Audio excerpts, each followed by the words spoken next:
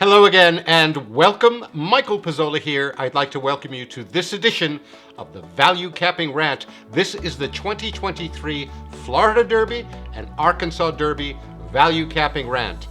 I'm so pleased to be with you. Those of you who are new to the channel or who don't know me, my name is Michael Pizzolla.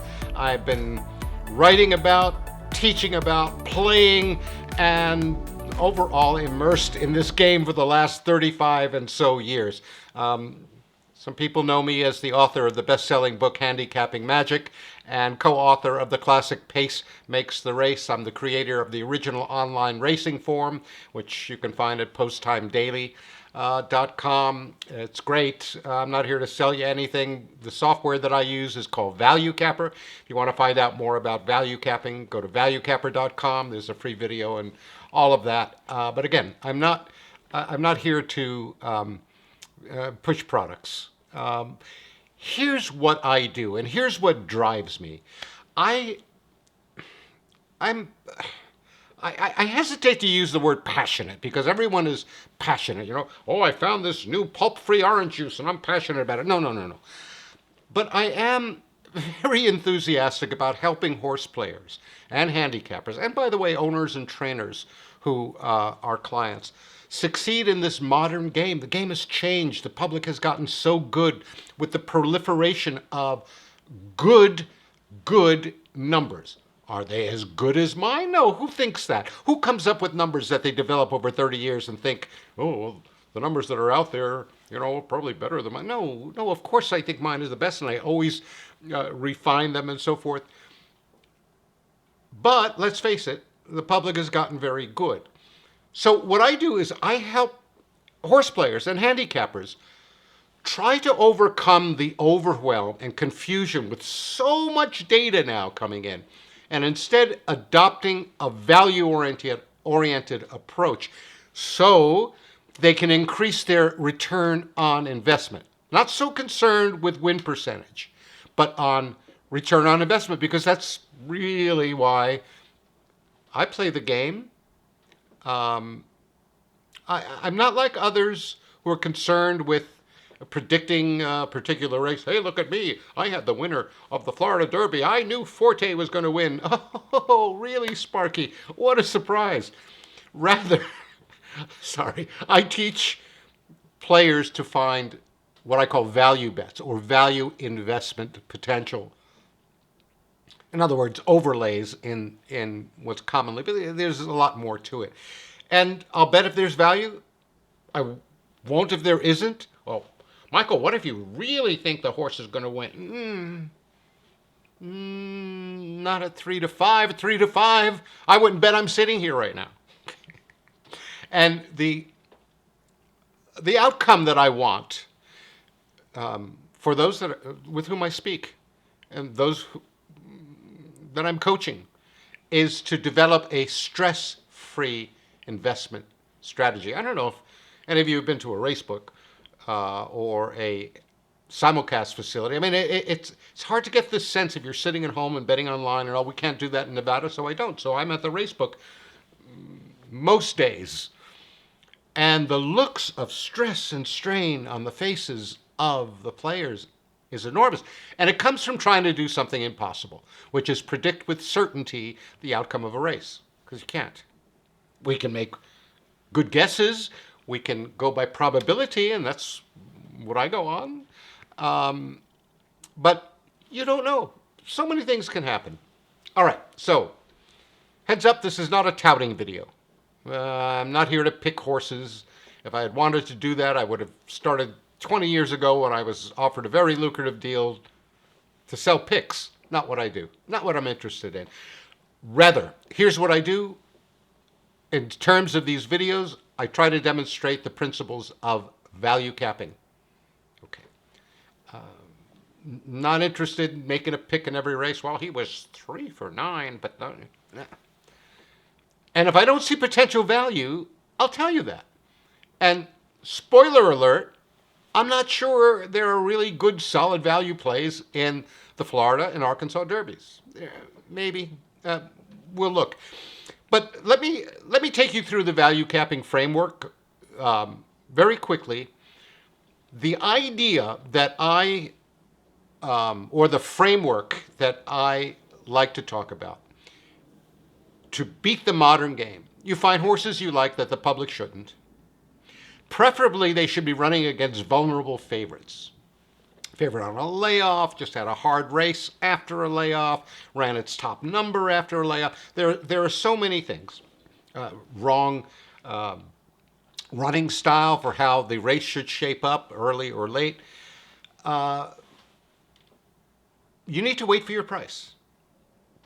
And then probably the most non-concrete, ephemeral of all is you let the bet make you.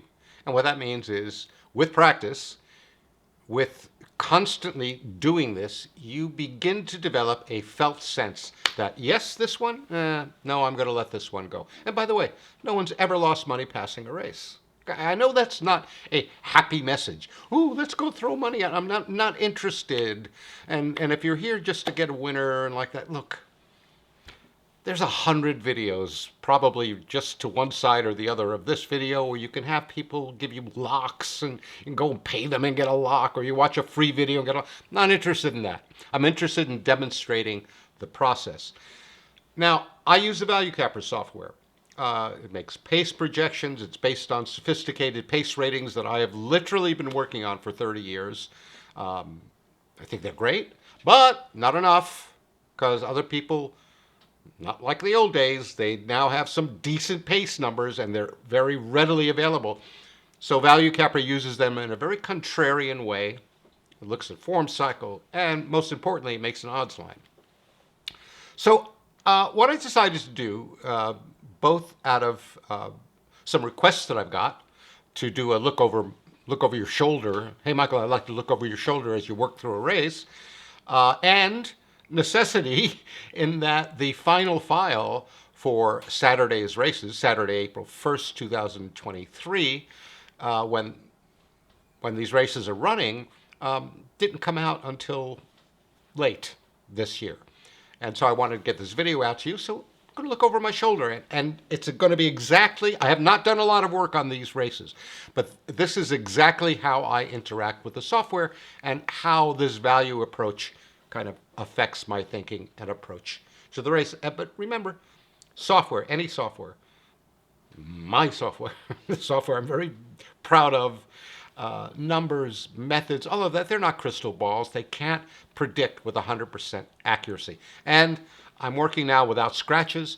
I don't know what kind of changes there will be. Sometimes one or two scratches can change the whole pace complexity of a race. Take, for example, a horse that is going to get out there early and have the early lead, and you set up the race to look with an early bias, and then all of a sudden that horse is scratched, and now, lo and behold, the 3 or 4 horses behind him look like they're going to cluster up, and this may favor a closer. So I don't have those changes. I don't know what the weather's going to be, and most importantly, I don't have the board. I can make a guess through our contention line and through the morning line, of course, as to what the public may do, but you never know. You never know. So with all of that being said, please come and look over my shoulder, and I'll go through the Florida Derby, then the Arkansas Derby, and then I'll take you through a couple of undercard races. And on these big days, you know, a lot of the value comes, or can, or the big races are pat, like I think the Florida Derby may be. There may be some money in the undercards, and there's a lot of, amateur money out there on these big days. They pour in money, and they will sometimes make very false favorites in these little maiden special weight races and so forth. So come along, look over my shoulder, and I'll take you through these races. Okay, so here's the ValueCapper screen for the 14th race at Gulfstream, April 1st, 2023, the 2023 Curlin Florida Derby. Now, okay, Michael, there's a lot of numbers there. Those of you who use ValueCapper will be familiar with this. There are 3 odds lines that are showing the ValueCapper odds, something called the contention odds, which is what the program thinks, based on conventional handicapping strategy, the public should do with the race. There's the VCP, which is kind of like a target odds based on a lot of things. This is the price you should kind of get. And of course, there's the morning line, which I know what the contention line does. It handicaps like a conventional handicapper does. Let's look at the last race. Let's look at the speed ratings. Let's look at the form and so forth. Morning line makers, I don't know. Some of them are very, very good. Some of them are, okay. But that's the whole point. There's one person at the track, and if they have a vacation, then an alternate person comes in. So it's not as consistent. And our studies, the contention line does a little better than the morning line maker. However, the morning line maker will see things that I don't pay attention to, such as trainers got a hot barn all of a sudden, or got a new assistant and now they're paying, that kind of thing. I really don't factor in. So, big surprise, the 11 Forte, or Fort, is, look it up, you can win bar bets by betting which one is the preferred pronunciation. But let's go with Forte. It's got a big gap over the rest of the field. Oh my gosh, Michael, thank you for spending these 35 years working at this game to tell us that a horse that's 5 out of 6, that won the Breeders' Futurity, the Breeders' Cup Juvenile, and just blew out the field at the Fountain of Youth, is going to look good in this race. Well, that's the game. Okay? I don't know what more to say about this colt. It's virtually done nothing wrong. In the Sanford at Saratoga, it was its only loss. Just didn't run a race. It blew out its maiden field. It won the hopeful going away, and then, as I said, the Breeders' Futurity and the Breeders' Cup Juvenile, and then came off that layoff from November to March, and even had a kind of a poor start and blew the field out. So what to do? Well, it depends if you're a conservative player or an aggressive player. And what do I mean by that? Conservative player looks at this race and says, well, I'm agreeing with the public. It's a horse I like that the public should like. See, it's 2-1 on the contention line. So I don't have a horse I like that the public shouldn't. And an aggressive player will say, well, yeah, it's okay, but 9-2, and then the next one starts at 7-1 on my odds line. Maybe I can look down there. Okay. Maybe I can find something in the pace of the race. Now, it looks like there may be a lot of speed. This horse, Mr. Peaks, looks like it may go out early. And here's what I'll do. I'll click around and say, well, who knows? He's had two sprints. The numbers are good in the sprints. Can he stretch out? I don't know. Based on my numbers and my odds line, I make him 11-1. That means if they run the race 12 times, he wins once. I might look at this, what I call a VIP, Value Investment Potential, Nautical Star. It has, oh, did I just notice that that's the same trainer? Oh. Safi. If that sounded like I knew about this trainer or know anything about trainers, I don't. Okay, but I just noticed the 5 and the 6 are out of the same barn. But look at the 6. I mean, the numbers are fine. In fact, it's the target in the race. Long story. So a number that I expect the horses to be able to run, 159.4 in this case. It has a nice closing running style, albeit in sprints, albeit he's only won his maiden. I think this kind of horse can go 1 mile and an eighth. I don't know. That's a good energy expenditure in its opening race. Nice running style. Hey, would I bet this? Maybe a 20-1. Would I bet Mr. Peaks? Now this is a horse, it looks like it's going to be maybe the pace in the race. Maybe the horse that goes out based on acupressure. He could have a big lead. But unfortunately, jockeys and owners and trainers have also learned to read the form. It's not just us handicappers. Okay, so they may try to keep close. Whether this colt can get the distance, who knows? So what to do in a race like this? Conservative player says, nah, you know what? 5 for 6. Breeders' Cup Juvenile winner just blew out the Fountain of Youth. No reason to bet this horse because it's going to be odds on. No reason to bet against it either. An aggressive player might say, well, I don't know. A Nautical Star in a highly pressured race has got a big closing style.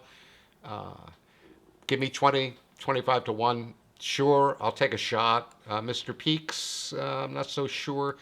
The 4, don't know. So that's the race for me. Maybe. I'm sorry, I don't have better than that. I would have to see the board. A huge price on the 6 Nautical Star, sure. But in my heart of hearts, I'm sorry to tell you that ValueCapper and me, if I'm being frank, have in this race a horse that I like that the public should also like. So pretty much a pass as far as a prime bet. Secondary bet, perhaps on Nautical Star. But again, I'd have to get much more than my target just because the strength of Forte. Let's look now at the Arkansas Derby. And I've got a similar dynamic here. Okay. So at the top of the line with a gap is Reincarnate. Just ran third in the Rebel after getting into a bit of trouble in the beginning of the race. The colt that beat the 8 Reincarnate was Red Route 1, made a huge close from way back. I expect both of them to be bet in the race. So first of all, what to do about Reincarnate? Well, let's take a look. This colt won the Sham at Santa Anita after breaking its maiden on the 4th try. Won the Sham in a very tough race. I actually saw that race, and it was like, neck and neck, just about the whole race. Came back in the slop, maybe didn't like the slop, but ran a credible race. My target in the race is the 4, 2 Eagles River, who ran a 162 and 2, my numbers, last out. And this was a blowout allowance race. How will it do in this, Derby prep? And I would look at Angel of Empire. Again, hasn't really peaked that number, but it won the Risen Star in good fashion at a big price. Now, Red Run 1. About what I would say about this colt is that it looks like he has a very late running style. This race projects to be unpressured. What does that mean? There looks like first Harlowcap, this 3, dead early horse, right? Steve Asmussen got him from Bob Baffert. Don't know that off by heart. I just see it from the form, okay? Don't think I know anything about these guys. I don't. I mean, I know their names. Didn't do so well in the Risen Star, but, showed early speed in a couple of its maiden races. Figures to go out and take the lead in the first call. Reincarnate figures to make a big move and have the lead in the second call. The horse that comes as a value potential is Bourbon Bash.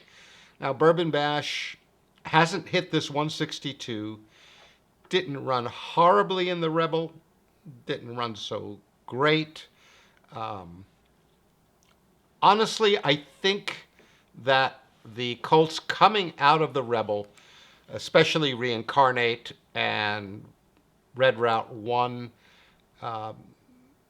they're going to have it their way. Bourbon Bash, the only win that he has is its maiden win where he went wire to wire in 6 furlongs. I don't think he'll be able to get the lead in this race, so I would not particularly be looking at that as a value bet. Plus, I've got Reincarnate with this big gap. Why does it have a big gap? Well, it's got that big 164 from Santa Anita. Now, yeah, you can be flexible. I can say, wait a minute, what does it look like if I take that race out? And guess what? Reincarnate is still on top of my line. Now the 4, 2 Eagles River. So would I take the 4 at 10 to 1? Nah, probably more like 15 to 1. Would I take Bourbon Bash? Don't like that it probably isn't going to get the lead, and the only time he won was on the lead. But, give me 20 to 1, perhaps. Not a prime betting opportunity. Sorry, but I told you at the top, if I don't find value, I'm not betting.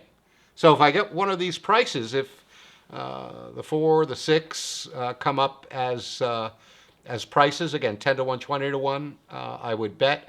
In the Florida Derby, I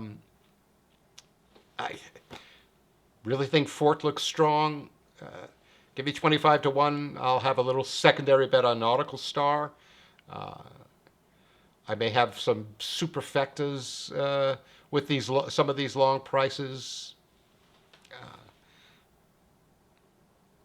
I'm hard pressed to find a colt that I think could, I would say, yeah, this really has a shot against Forte or Fort. Now, I mentioned to you, and by the way, those of you who just tuned in just to hear the Florida Derby and the Arkansas Derby, that's it. I'm done. That's my analysis. With primary bets, I'm passing. With secondary bets, I'm looking for a big price on the 6 at Gulfstream, but I think Fort is well placed and should win the race. Same thing, primary bet pass on the Arkansas Derby. If I'm board shopping, 10 to 1 on the 4, 2 Eagles River, 20 to 1 on Bourbon Bash, and I still not thrilled with that possibility. But that's it. So you can go. Thanks. I got some comments when I did some undercard races in one of my videos. I didn't come here to hear you talk about undercard races. There's always the escape button, and you could hit X and quit out, not watch anymore. So if you don't want to hear this, goodbye. But I do find that sometimes there is value in the undercards. This is more like the race I'll play. Here's the 7th race from Gulfstream on this Saturday, April 1st, 2023. And look, this is a very close line. It's not like Fort and Reincarnate with big gaps after them. This is 7 to 2, 7 to 2, 9 to 2, 5 to 1. I've got layoffs on these top 2 horses.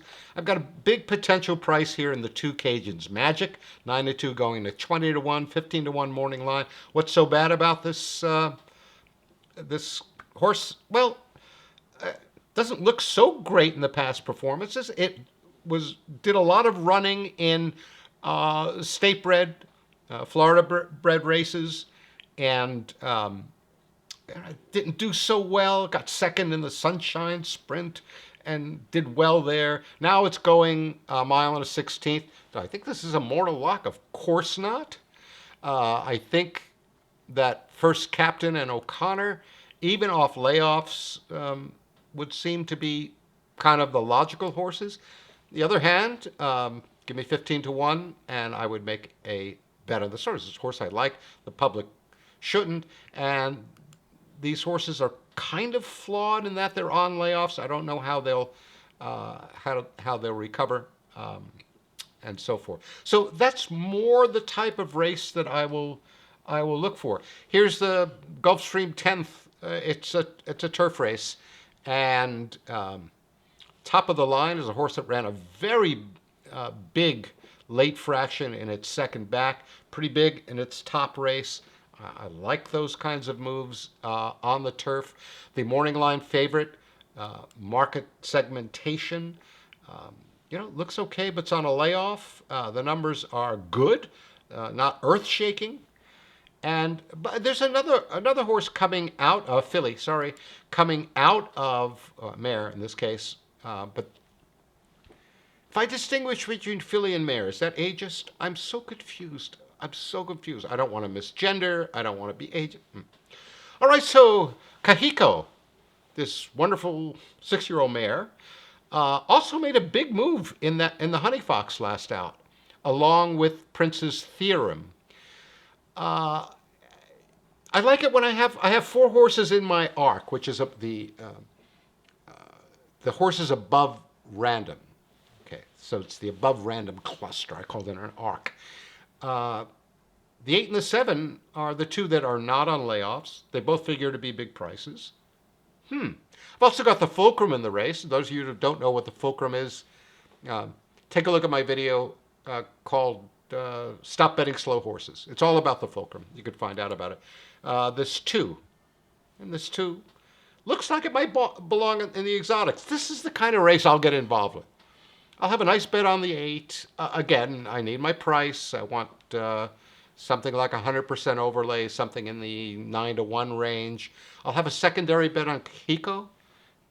Again, it's got to be, to make a 2-horse bet, unlike back in the old Perco days when I would do that every race, I'll need real prices on both of them. So I'll need prices on both. I'll have a 4-horse, some kind of trifecta box with the 5, 6, 7, 8. I'll have the 2 also in there. Why? It's the fulcrum coming out of that same Honey Fox race.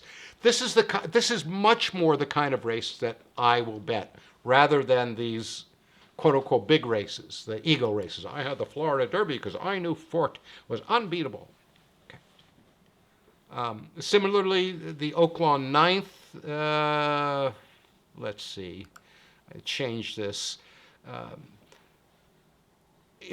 This 5-horse, 3 seconds out of 4 starts. I don't like that. Very hard race on the 9, who's also got one of my good numbers. Why are you even looking at this race, Michael? Well, the 6-horse kind of pops up, Tahoe Run. I think the public might overlook it. Its numbers are not terrible. I've got a red unpressured. What does that mean, Michael? Well, it means that the race figures to come up unpressured. It looks like Juilliard and the 3 and the 5 are going to get the lead. But the track profile, how Oaklawn has been running, if I look at my track profile, it's been running kind of late if you look at the percentage energy. 50.43, 49.3, well, 51.2 is in the middle, 49.8, that's very late. So what happens if I don't go late, but I say neutral, and Tahoe Run looks even better? And so at 12-1, which is my target odds, I'd have Tahoe Run. So I hope that gives you an idea, and I wanted to give you, without doing a whole lot of preparation and making pretty slides, and this is how I work. Now, if you're making numbers by hand or you're doing anything manual, it's going to take a lot longer. I have a lot of faith in these numbers because I know the guy who came up with them. And the hundreds and hundreds of thousands, yeah, I said that right. We're blessed by having had partnered with Equibase back when the DRF was sold. We were partners with them, and then we partnered with Equibase almost 25 years ago now, and we've managed to get a good base against which to test the numbers, test the odds line. This is the only odds line I've ever seen other than the board odds, where the first horse wins more than the second, wins more than the third, all the way down to like the 12th to 14th place.